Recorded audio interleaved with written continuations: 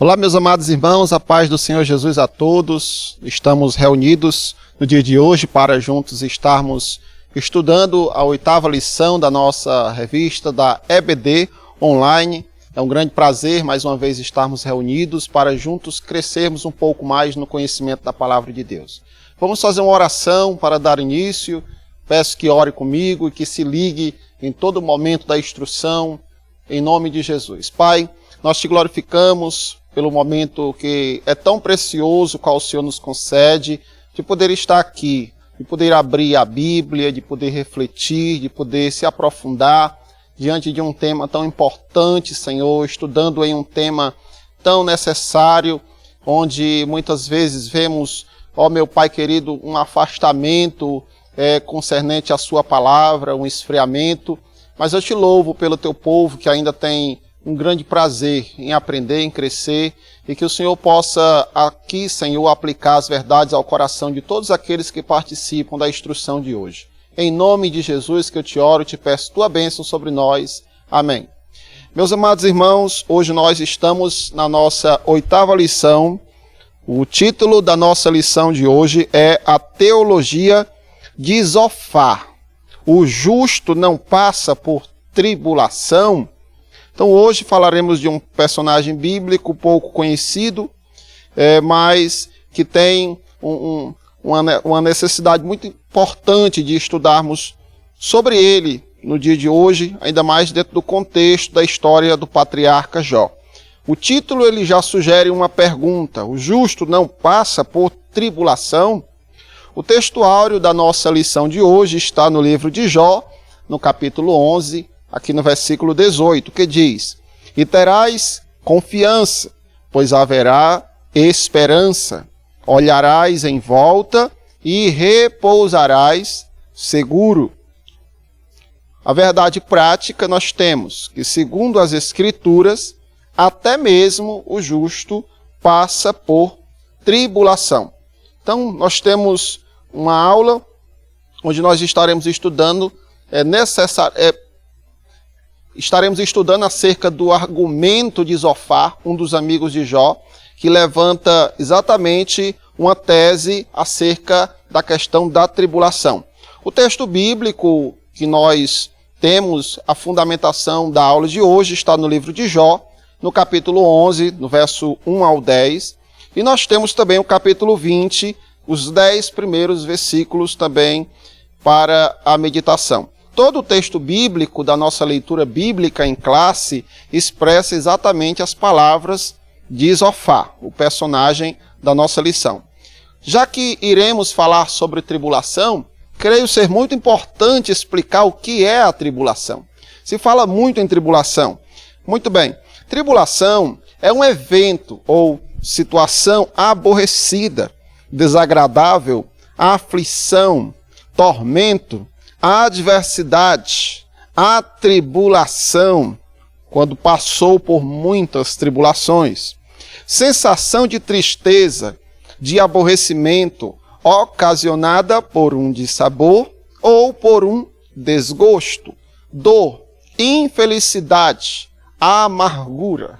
Enfim, temos aqui uma palavra assim que muitas vezes é muito falada no nosso dia a dia. A questão da tribulação é algo que o ser humano parece fazer de tudo para fugir dela, para correr dela, mas a tribulação, ela é uma realidade da vida humana. E temos aqui várias explicações, palavras que são sinônimos de tribulação, que a gente pode até que dizer que tribulação parece ser tudo de ruim. Mas nós estaremos estudando no dia de hoje exatamente sobre quando olhamos como um cristão para a palavra de Deus, nós entendemos que até na tribulação, Deus, o Deus soberano, ele cumpre o seu propósito na nossa vida. A nossa introdução, nós temos a seguinte informação: estudaremos o discurso de Zofar, o terceiro amigo de Jó, o qual defendia a tese de que o justo não passa por tribulação. Nós temos uma imagem que eu faço questão de lançar no slide, que é exatamente para prefigurar o que nós estamos estudando, o debate teológico que estava envolvido ali o Jó, que era o personagem atribulado, passando pela situação de dificuldade, e nós temos 4 amigos de Jó dentro de todo o contexto, dentro de um debate teológico, dentro de trazer explicações acerca de um porquê para tudo aquilo. Os personagens, nós temos o Elifaz, o Bildade e o Zofar, que são os 3 primeiros amigos que expressam as 3 primeiras falas. E o último é o Eliú. Nós temos aqui uma imagem exatamente de 3 pessoas próximas de alguém que representa o Jó, um outro alguém mais afastado. Mas o fato é que nós temos um debate teológico em questão. Nós temos homens falando a respeito de Deus e eles estão alinhados no entendimento de que aquela situação que o Jó estava vivenciando era ali a mão de Deus em ação. Eles estavam alinhados quanto a isso, de que Deus, ele era o diretor, o autor de tudo aquilo. Mas eles, principalmente os 3 primeiros, eles estão alinhados no entendimento de que existe uma causa para aquela tribulação estar num nível altíssimo. Porque quando paramos para pensar na tribulação, ou nas tribulações que o patriarca Jó viveu, nós estamos falando, meus irmãos, de um tipo de tribulação que vai muito além do que às vezes nós mesmos dizemos, estou tão atribulado. Porque a tribulação de Jó, ela atinge a todas as áreas da sua vida. Então, em meio a uma situação em que os amigos de Jó olham e veem um fracasso total, uma situação, um desastre total, eles olham para aquele cenário caótico, entendem que Deus é quem está fazendo ali alguma coisa, entendem que há uma causa, então eles chegam lá, como detentores da verdade, como alguém que tem um posicionamento teológico para dar. Enfim, nós temos alguém apontando o dedão na cara do nosso personagem. Enfim, o Zofar, ele é hoje a pessoa a qual o discurso dele será o tema da nossa aula, que ele realmente apresenta uma tese, apresenta um argumento muito forte. E é sobre isso que nós iremos estudar. Nosso primeiro ponto aqui, eu quero falar exatamente sobre a inconveniência de Zofar. A inconveniência, inclusive, do seu discurso. Porque o Zofar, ele possui o discurso mais legalista, um discurso super radical, um discurso super acusativo dentro daquele debate. O Zofar, ele não se importa em ser grosseiro, não se importa em ser arrogante, não se importa em ser impiedoso. É assim que ele expressa todo o seu pensamento, toda a sua teologia, todo o seu saber com relação à situação de Jó. Nós temos o conteúdo. Qual o conteúdo da teologia de Zofar? Isso é o que importa bastante para a nossa reflexão. Primeiro, que no argumento de Zofar, ele entende que Deus se mostra sábio quando aflige o pecador. Então ele fala de uma aflição própria para o pecador. Então nós vemos em todo o argumento dele, ele, principalmente no capítulo 20, onde ele deixa muito claro o entendimento dele de que determinadas aflições, né, que a aflição, a tribulação é coisa de pecador, é coisa para ímpio. Então o Zofar, ele defende que o sofrimento de Jó fazia parte de um sábio julgamento divino e que havia sim uma causa pecaminosa não confessada. Então ele entende isso. Há um fator motor para a situação em que você está vivendo.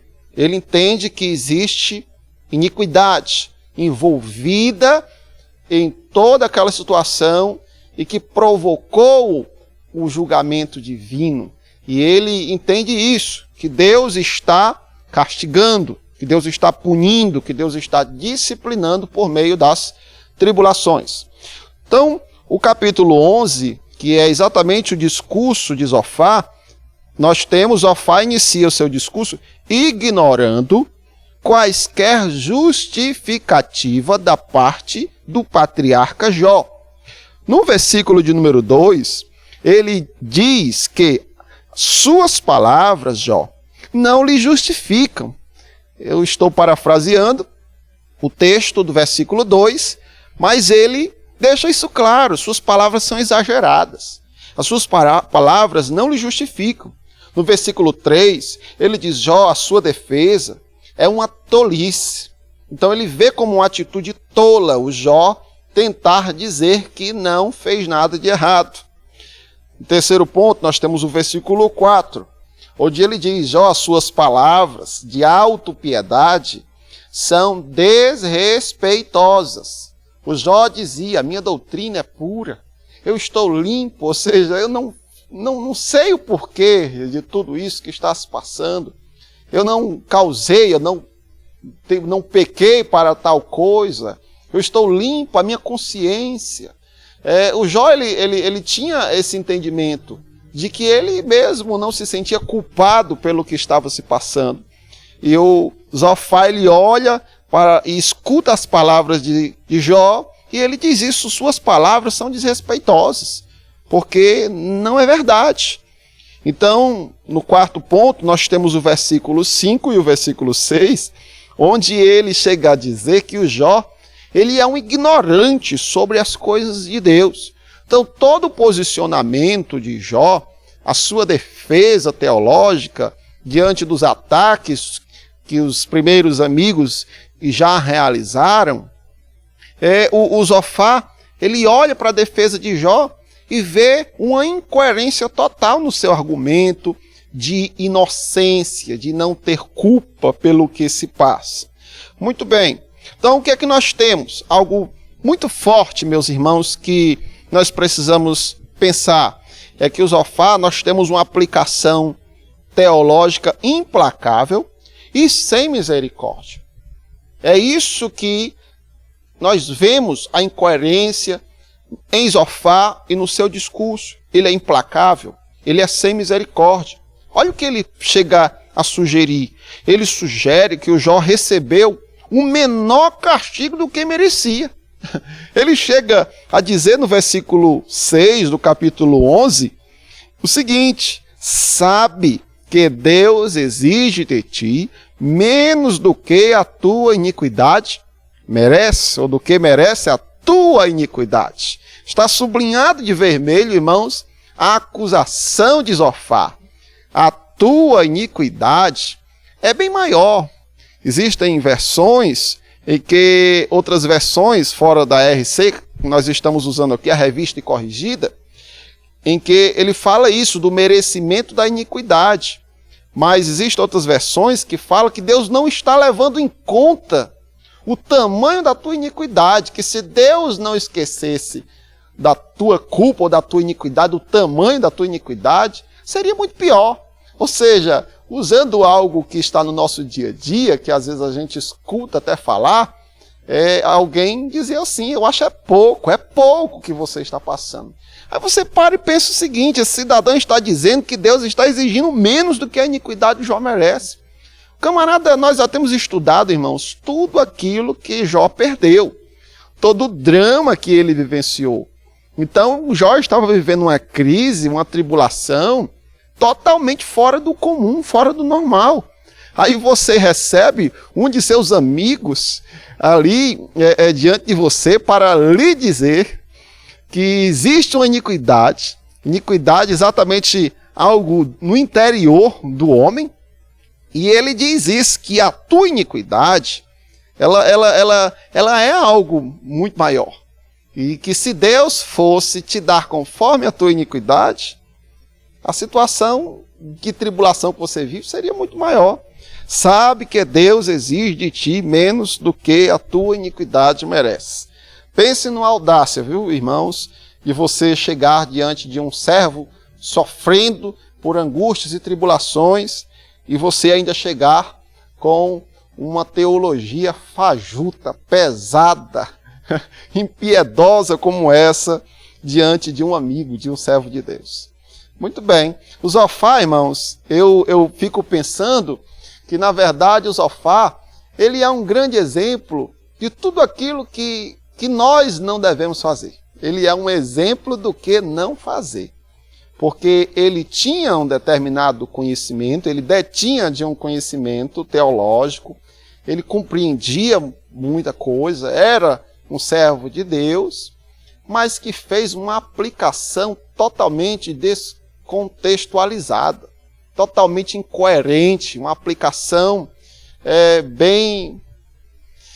É triste a gente ver muitas vezes esse tipo de atitude se repetirem com pessoas que detêm um nível de conhecimento, mas que não tomam o equilíbrio necessário na hora de aplicar, na hora de instruir, na hora de disciplinar alguém. Então, é algo a se tomar bastante cuidado.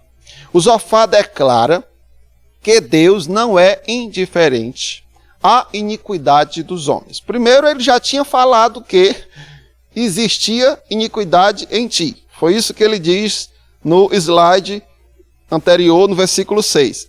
A tua iniquidade. Versículo 6. Ou seja, existe iniquidade em ti, Jó.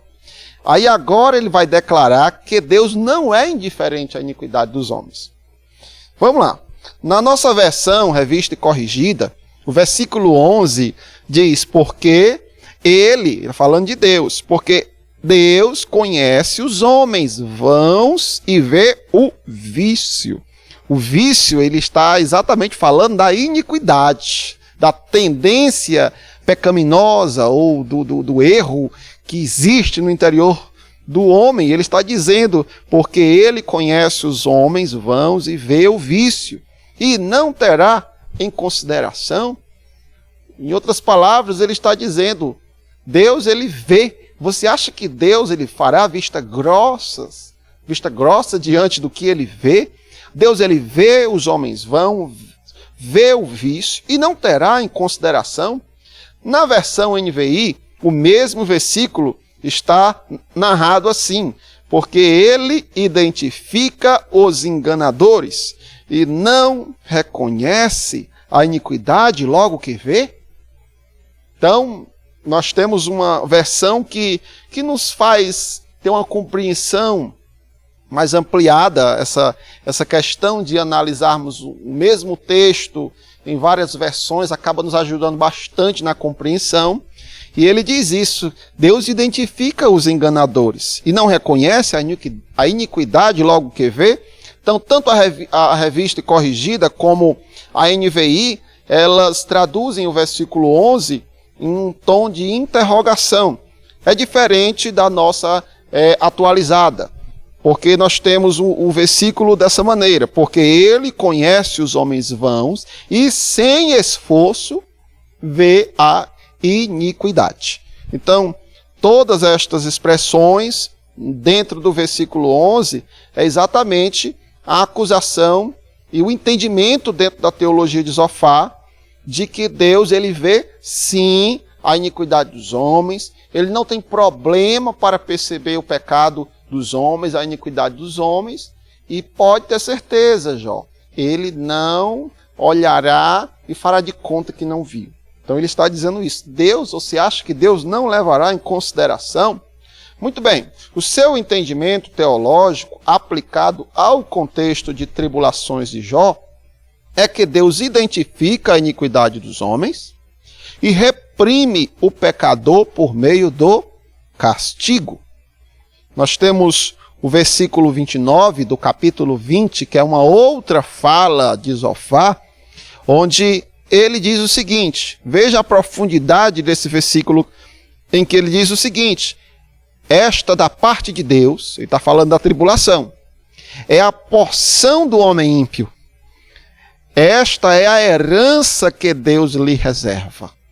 O capítulo 20, ele expressa exatamente essa questão de que a vida do ímpio, por mais próspera que seja, ela, na verdade, ela terá uma recompensa, né? Pelo fato da sua impiedade, da sua ignorância acerca de Deus. Então ele mostra que o ímpio, Ele, na verdade, a sua recompensa, o seu julgamento virá por causa da sua impiedade. Então o capítulo 20 ele vai mostrar isso, de que a questão da tribulação é, na verdade, uma forma de Deus punir o ímpio, o pecador.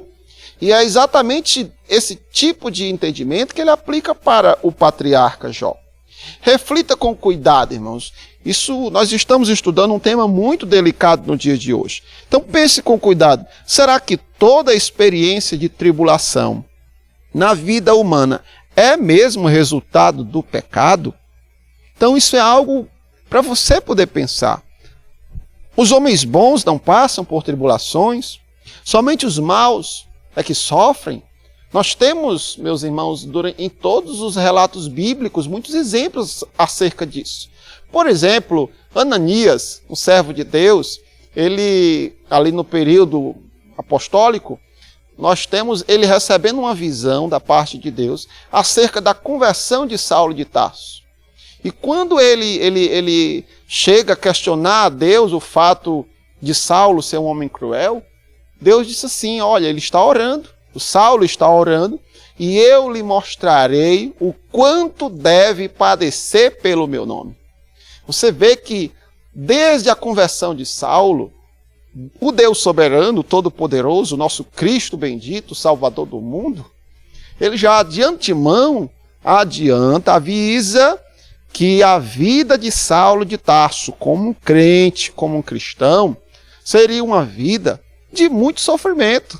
E quando nós lemos as Escrituras e acompanhamos a biografia, o ministério de Paulo, nós vemos que o sofrimento fez parte da sua vida, de um homem de Deus, de uma grande referência missionária, de escritor.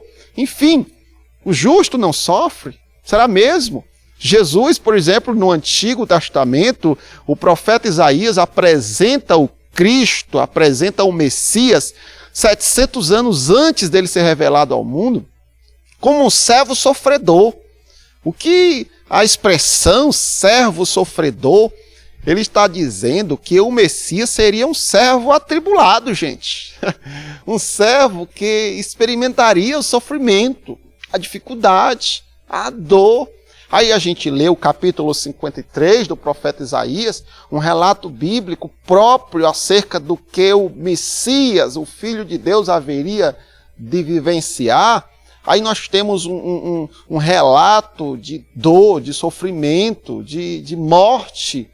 E você ainda chegar hoje, nos dias atuais, a questionar o fato de que somente o ímpio sofre, e de que todo tipo de tribulação, na verdade, é um castigo da parte de Deus para o transgressor, para o pecador. Nós temos um grande personagem bíblico que muito sofreu, e um grande servo de Deus, o profeta Jeremias. Capítulo 11, o profeta Jeremias, no seu livro, ele chega a relatar os seus sofrimentos para Deus.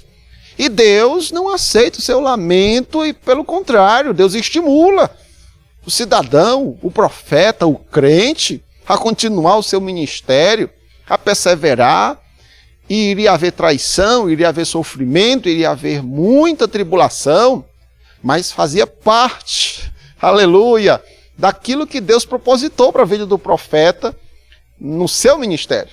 Nós temos, por exemplo, o capítulo 20 de Jeremias, o versículo 7, o Jeremias ele estava tão atribulado diante da situação que ele vive, que só peia que ele levava, que ele chega a questionar a Deus. Ele, Senhor, você me iludiu.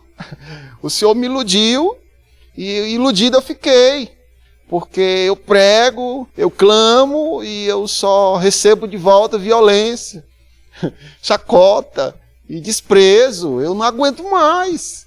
Eu não posso. Então tem hora que realmente o sofrimento, que a tribulação, ela pode trazer uma pressão muito grande para o servo de Deus, mas o servo de Deus ele não pode simplesmente olhar para a tribulação, é um castigo, é porque eu pequei, porque... Não, gente, os justos sofrem, os profetas de Deus sofreram, o Cristo bendito sofreu. Quando nós lemos o Novo Testamento, Nós temos um histórico de sofrimento relatado. Os evangelistas que escrevem a história de Jesus faz questão de narrar o seu sofrimento. O apóstolo Paulo, no livro de Atos dos Apóstolos, o doutor Lucas, que escreve o livro de Atos, faz questão de falar do sofrimento vivido pelos missionários. E assim, meus queridos irmãos, nós não temos, biblicamente, como negar que o justo não passa por aflições. O que a Bíblia ela diz acerca da tribulação, por exemplo, Pedro, ele fala da tribulação provocada e ele exorta a igreja a não ser atribulado como porque você foi um malfeitor, porque você foi um mentiroso, porque você agiu de forma desleal. Então, o apóstolo Pedro, ele fala sim de um tipo de tribulação causada pelo homem por causa da sua atitude de rebeldia, a sua atitude que não convém com a fé.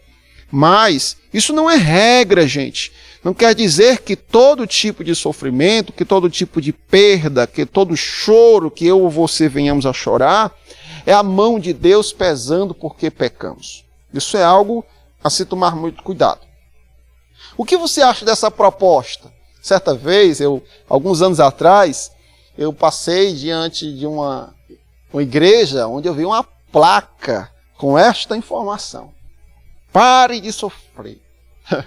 Uma proposta, né, que soa uma incoerência muito grande. Quando eu olhei para aquela placa, né, ali no slogan da igreja, pare de sofrer, eu, puxa vida, como isso parece ser atraente para aqueles que são interesseiros de coração, e que são incoerentes quanto à questão das Escrituras e da realidade.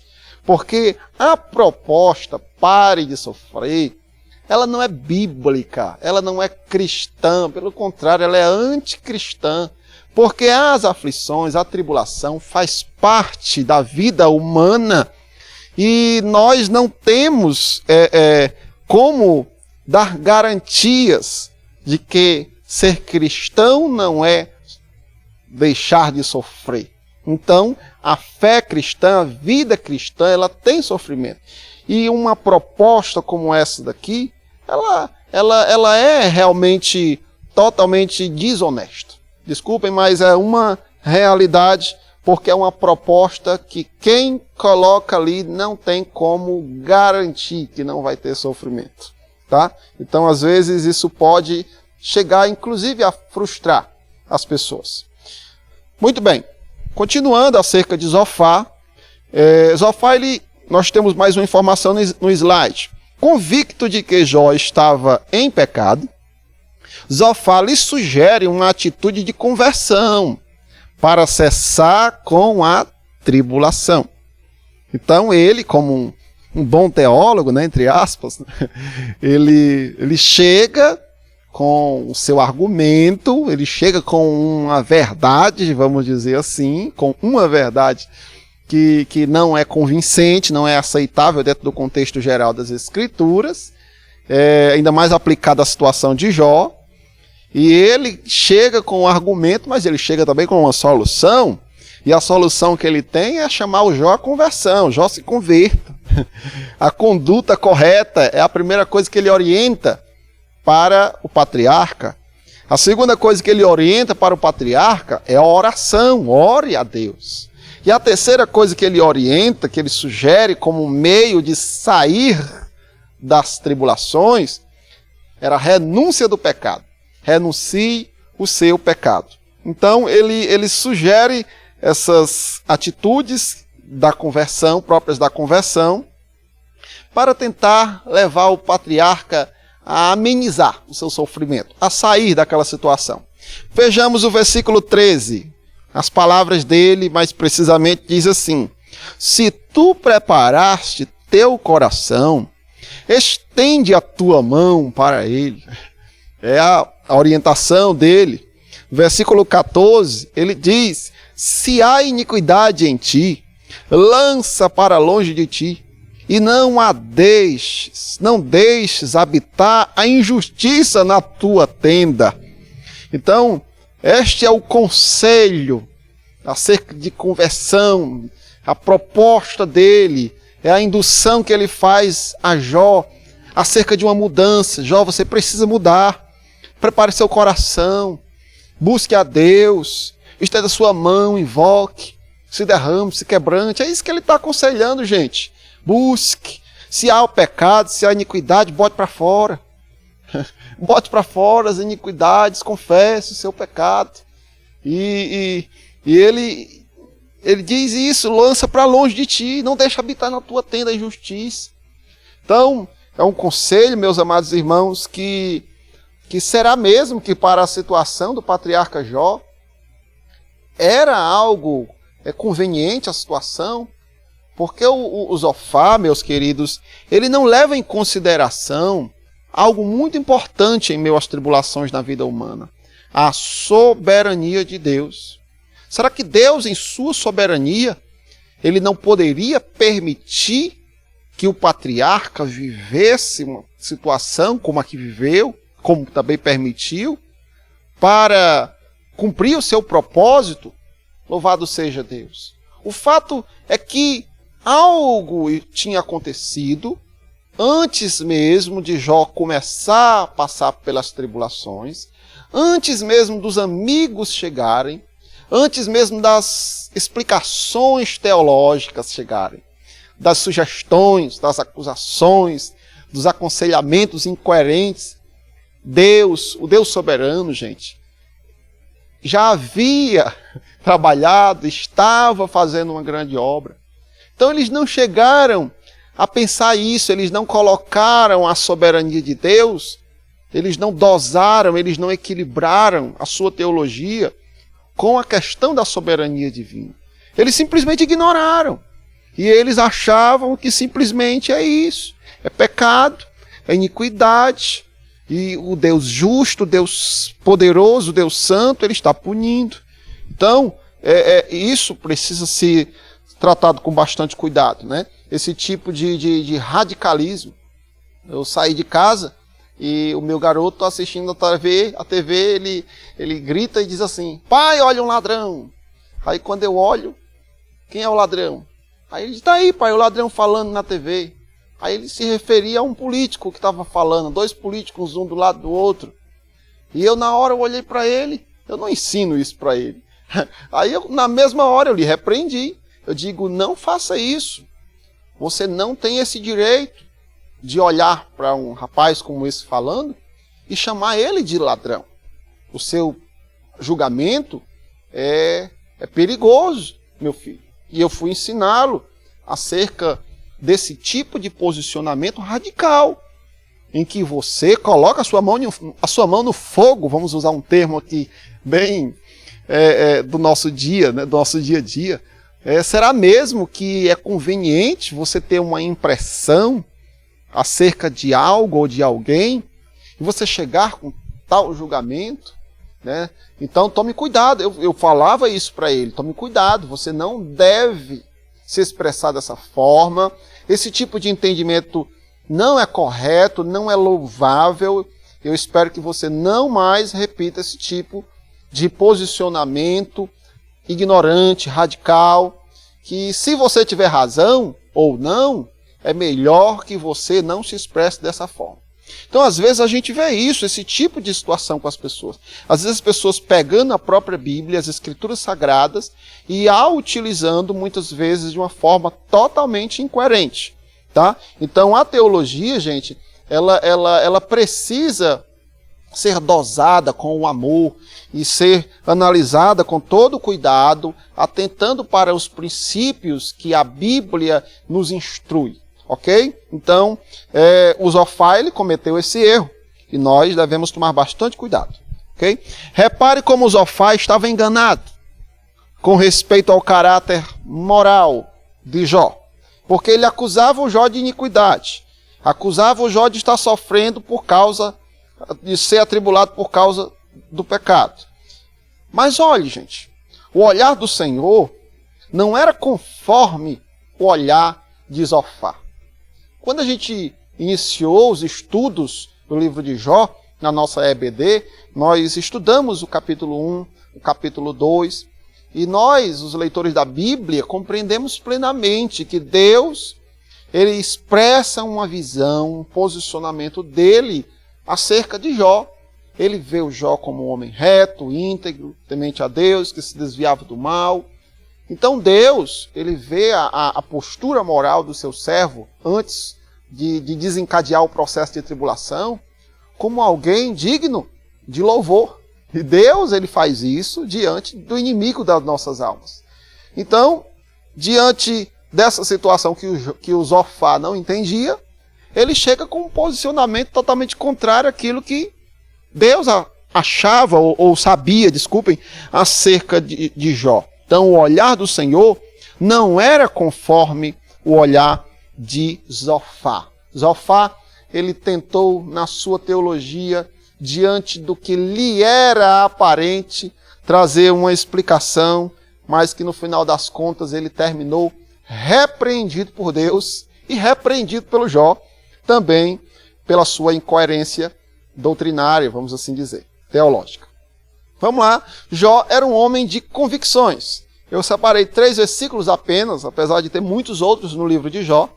No versículo 3, no capítulo 11, o Jó ele diz assim: pura é a minha doutrina, e estou limpo aos teus olhos. Dentro da sua estrutura moral,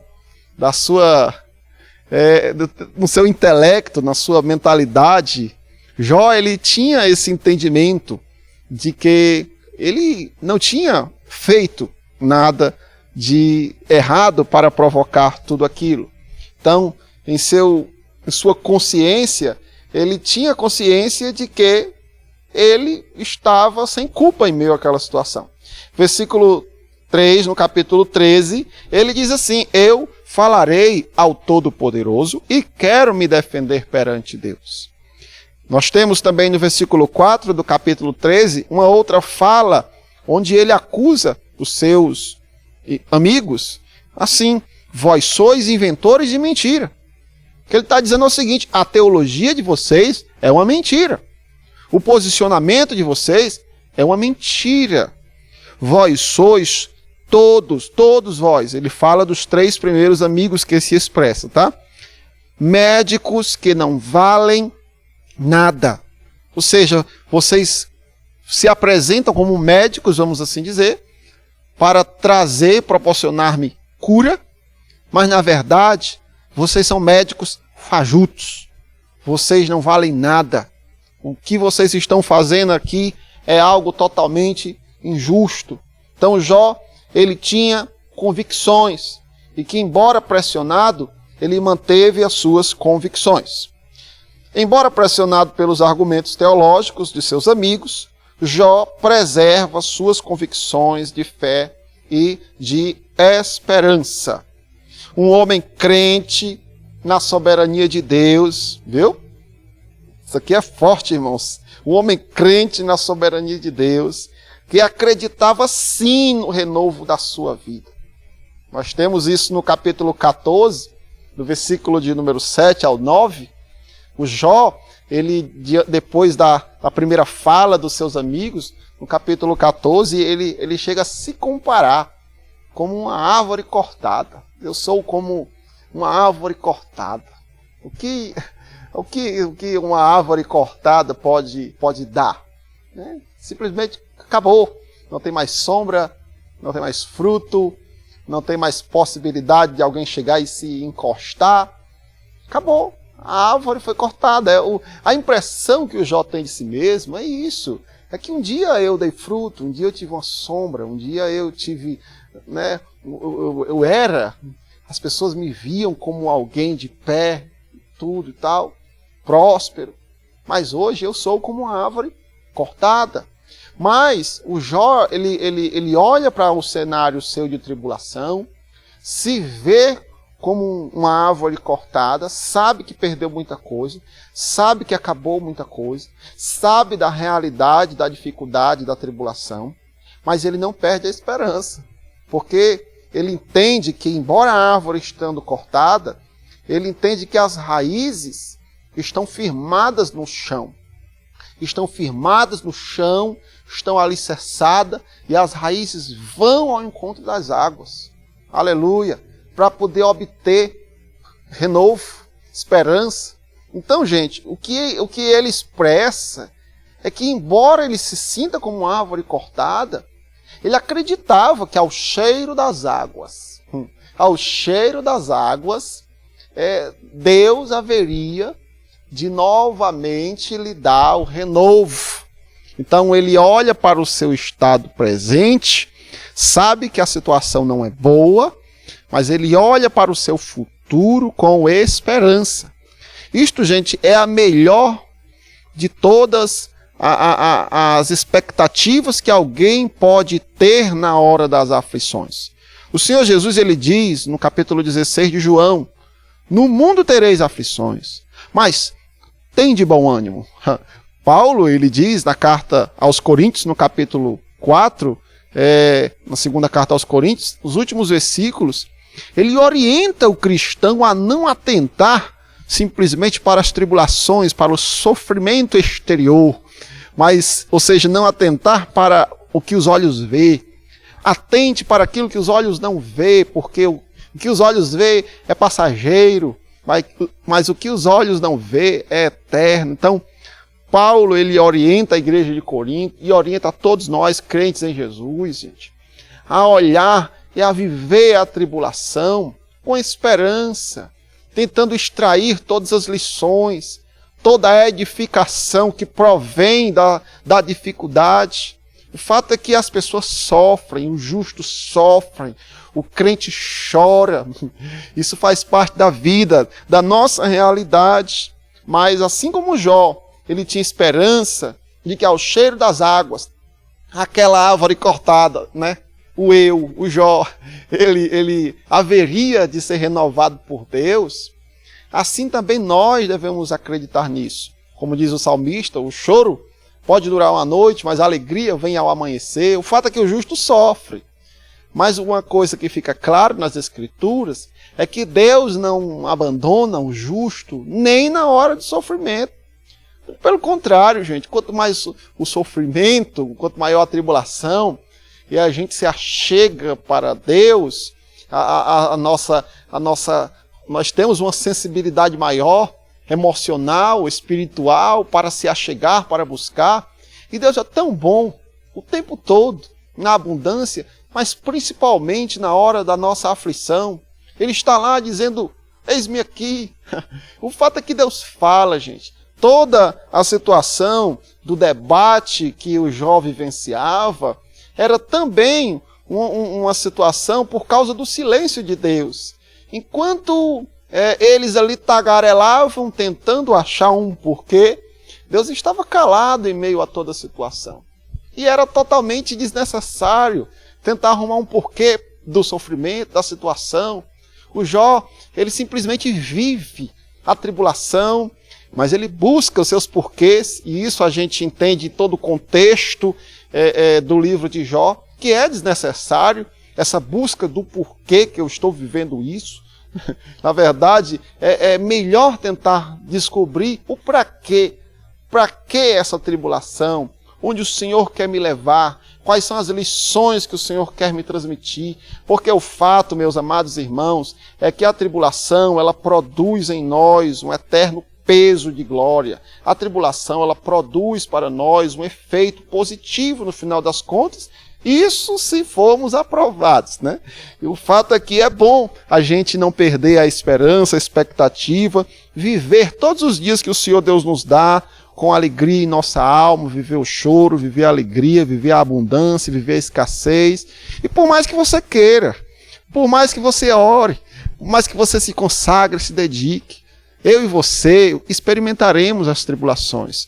A Bíblia diz que o sol, que a chuva, ela cai sobre os justos e sobre os injustos, sobre os ímpios, sobre os crentes. Então, meus irmãos, não há por que se desesperar. Ah, Deus me abandonou. Não, Deus não abandonou. Deus é presente, Deus é fiel. Louvado seja Deus. E se eu sofro há uma razão, há um porquê, há um para quê, que é algo muito mais necessário, importante pensar. O fato é que o Jó vive, embora a pressão que ele sofre dos seus amigos, as suas convicções permanecem inabaláveis, e ele está lá, vivendo, sofrendo, mas na expectativa do renovo da parte de Deus. Vamos orar neste momento, chegamos à conclusão da nossa aula, espero que tenha sido muito produtivo para a sua vida, assim como também tem sido na minha. Oremos, amado Pai soberano, meu querido Deus e amado Senhor. Eu me alegro bastante, meu Deus, pelo conteúdo estudado no dia de hoje. Muito obrigado pela Tua palavra, que nos instrui, que nos alimenta, que é lâmpada para os nossos pés, que é luz para o nosso caminho, que nos ajuda a olhar para frente, meu Senhor, com esperança, mesmo em meio a um cenário de tribulação. Ainda que alguém olhe e queira trazer uma explicação, meu Pai amado, mas pela fé nós olhamos para a Tua palavra, para buscar o entendimento correto, e nós sabemos que todas as coisas contribuem para o bem daqueles que amam a Deus. Muito obrigado. Abençoe a vida dos Teus servos que participam da aula de hoje, e que nós possamos todos prosperar em nosso caminho e sermos edificados dia após dia para a glória de Deus. Em nome de Jesus. Amém. Deus abençoe, meus irmãos.